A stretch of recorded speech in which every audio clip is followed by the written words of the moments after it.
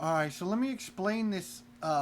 Really, it's not like a super simple thing to explain, but you got to remember that the reason that most people can't lose weight is because they haven't taken the time to learn about this one crucial thing. Because you have to start looking at nutrition when you get to a certain point. Nutrition a little bit differently, and there's a reason that they put this thing called a nutrition label on here, right? And it's got calories, see calories, and it'll usually be something like 140.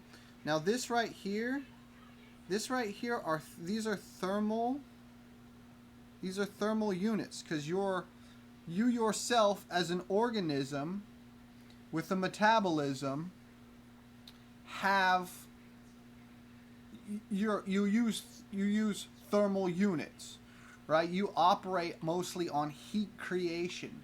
A lot of this is microbial activity in your stomach and your gut hormones. Um, so you don't want to be putting garbage in there. Weak.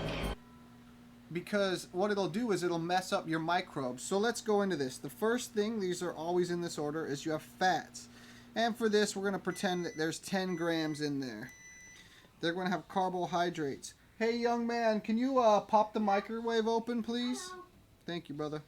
Then we're going to pretend that we have 12 carbohydrates. Now, there's other things underneath these, and we're just going to ignore the fact that these are something called like net carbohydrates, or just like other junk like that, because honestly, it's irrelevant, because you should be eating, like, I'm not going to tell you what to eat, because once you understand the math, then the education is what changes your thinking here.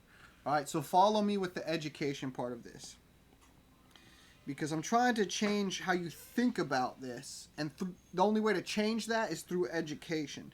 And down here we're going to say this is like some weak. This is really how it is. Once you start to look at these things, what you're going to realize is it's like, wow, this protein puck, or whatever this thing that I've been eating that I assumed was a protein, it's actually got like no protein at all. And so you'll start to realize this and make these associations. So what you have to do here is you times the fat times 9, you times the carb times 4, and you times the protein times 4. Now what this is the actual amount of thermal unit, calorie, that each one of those grams produces, okay? So 7 times 4 is 28, all right? And so this number is actually going to be off up here, just a heads up. 12 times 4 is 48 calories from the carb macro. 28 calories from the protein macro. 10 times 9 is 90 calories from the fat macro. Okay? So follow me here on this one. Because this is going to change this is going to educate you, and it's going to begin to help change your thinking.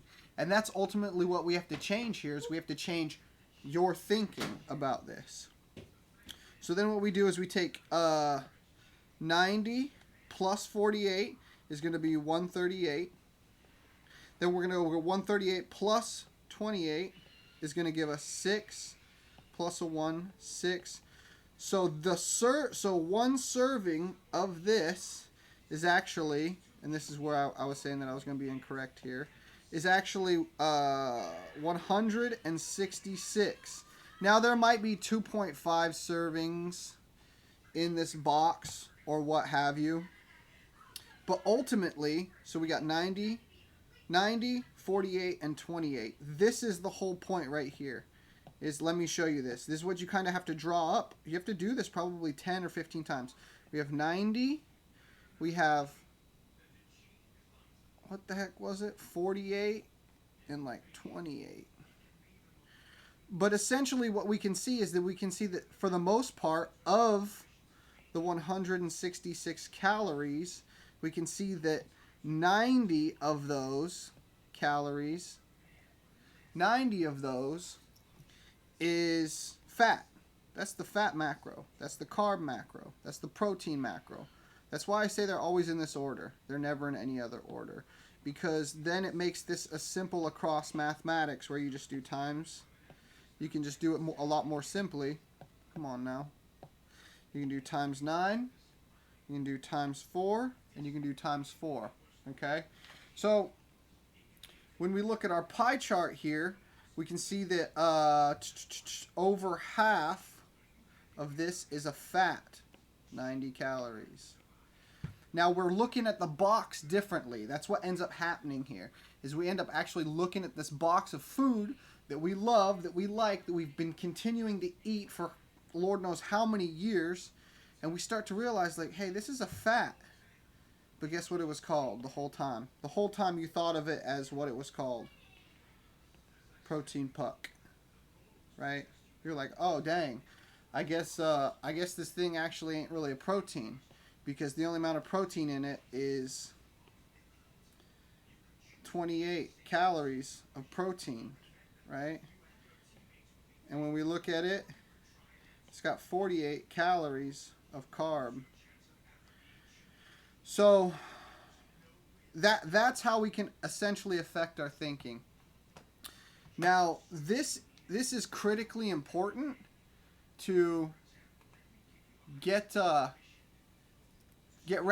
head wrapped around, because once we start to examine foods, you'll have to break your tongue of these hyperpalatable foods, because ultimately, and you already know this, that's why you're eating them in the first place, because your tongue told you to do it. It tastes so good. It's the intensity of the flavors is so intense and so good that it's overwhelming your senses to not eat it. And so as I go in and out, me personally, of these different, like healthy, not healthy journeys and stuff,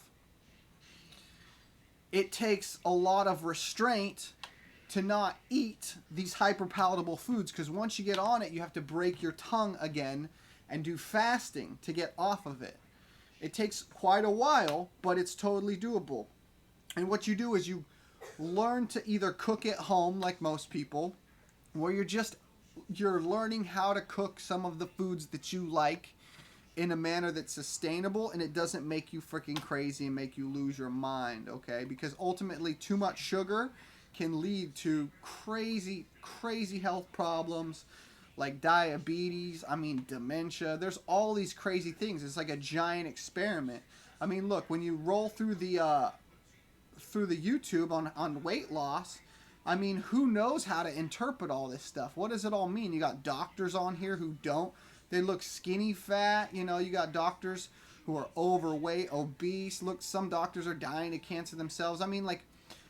It's confusing. It's extremely confusing. And so to actually get through and break through all of these different things, it takes an intense amount of deciphering knowledge, so that you just don't go back to, freaking eating chips.